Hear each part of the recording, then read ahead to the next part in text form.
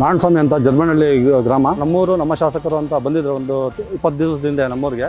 ಹಾಗಾಗಿ ಊರಲ್ಲಿ ಸುಮಾರು 60-70 ವರ್ಷಗಳಿಂದ ನಾನು ಮರದ್ದು ಸಮಸ್ಯೆ ಇತ್ತು. ಹುಣಸೆ ಮರ ಸುಮಾರು ಒಂದು 6-7 ಮರ ಇತ್ತು. ಹಾಗಾಗಿ ಹಿಂದೆ ಎಲ್ಲ ಮನವಿ ಮಾಡಿದ್ವಿ, ಹಿಂದೆ ಇದ್ದವರು ಯಾರೂ ಸ್ಪಂದಿಸಿಲ್ಲ.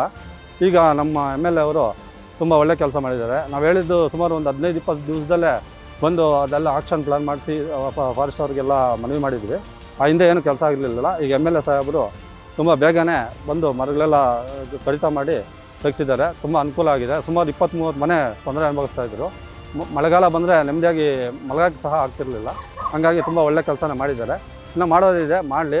ಒಳ್ಳೆಯ ಕೆಲಸ ಮಾಡ್ತಾಯಿದ್ದಾರೆ. ಬಡವರ ಬಗ್ಗೆ ಯಾರೇ ಹೋಗಲಿ ಸಿಗ್ತಾಯಿದ್ದಾರೆ. ನಮ್ಮ ಊರಿನ ಪರವಾಗಿ ತುಂಬ ಹೃತ್ಪೂರ್ವಕ ವಂದನೆಗಳು. ಹಾಗೆ ಇನ್ನೂ ಕೆಲಸ ಮಾಡಬೇಕಾಗಿದೆ, ಮಾಡಲಿ. ಒಳ್ಳೆಯ ಸ್ಥಾನಕ್ಕೆ ಹೋಗಲಿ ಅಂತ ಬಯಸ್ತಾ ಇದ್ದೀವಿ.